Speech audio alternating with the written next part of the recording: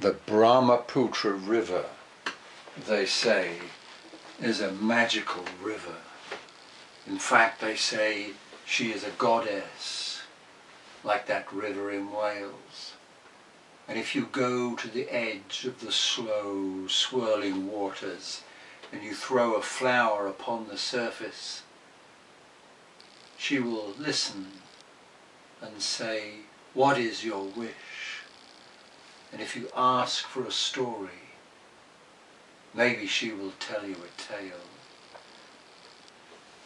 And this is the story that she told one day of the tiger and the sheep. In those days,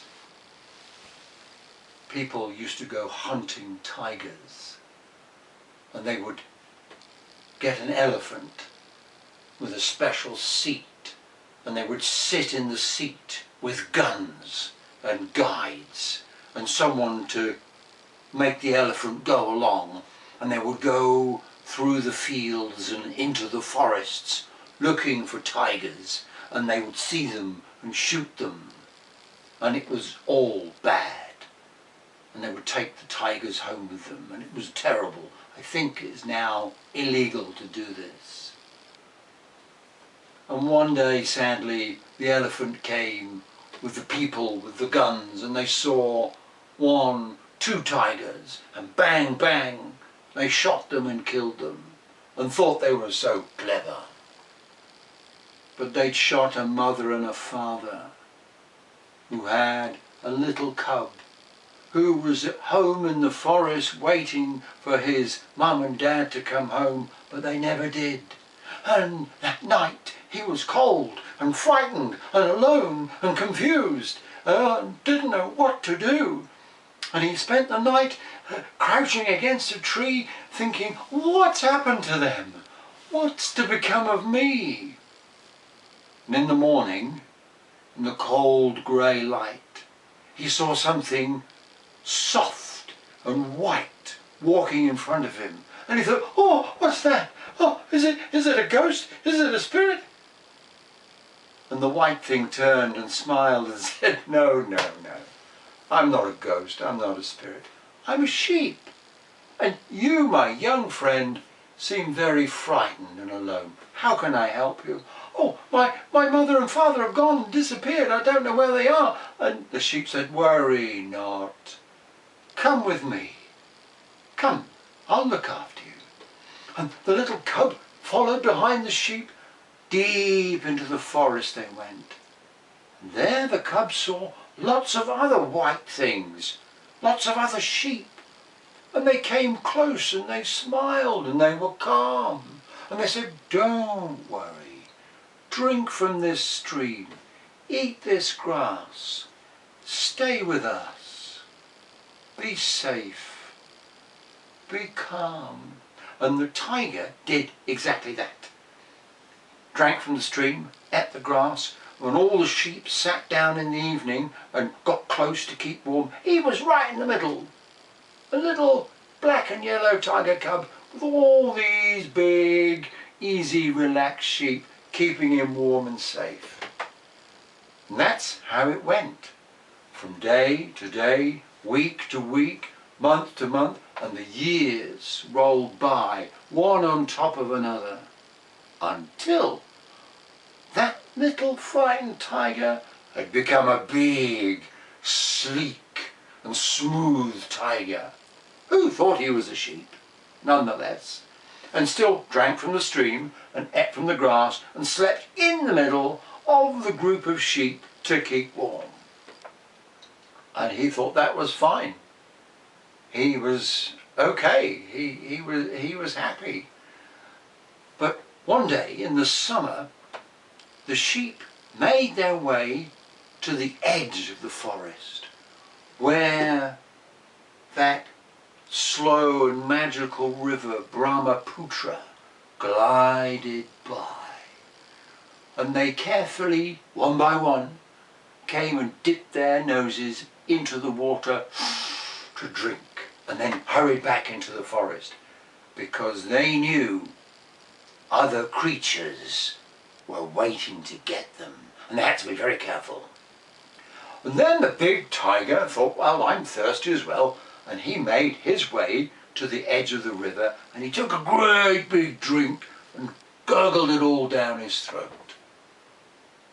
But on the other side of the river, in the long grass in the middle of the day, where the sheep could not see, someone was watching the sheep. It was a tiger, an old powerful tiger, a grandmother tiger, and she had her pack of tigers all lying in the grass, keeping cool in the hot summer air. But she was keeping watch, she was guarding her family.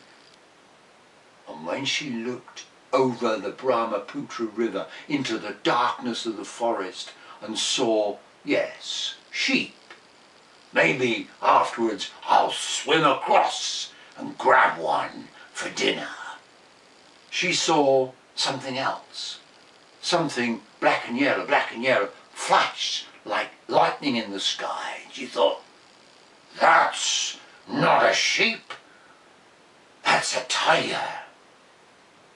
And she lifted her head up, and she did something which our tiger in the forest didn't know about. She roared, a great tiger's roar, across the river. And the big tiger with the sheep heard the roar and thought, I remember that. I heard it years ago when I was that big. That was the sound my mum and dad used to make. And he looked across the river. He thought, there's another one over there. And sure enough, the great-grandmother tiger had lifted her head up so that he could see. And she roared again and said, you are not a sheep. Why are you there amongst those sheep? You should be with other tigers like you. Come across the river and be with me and my family of tigers. This is where you really belong. And that tiger was a good tiger. That tiger who'd lived with the sheep had a good heart. And he lifted his head up and he roared back.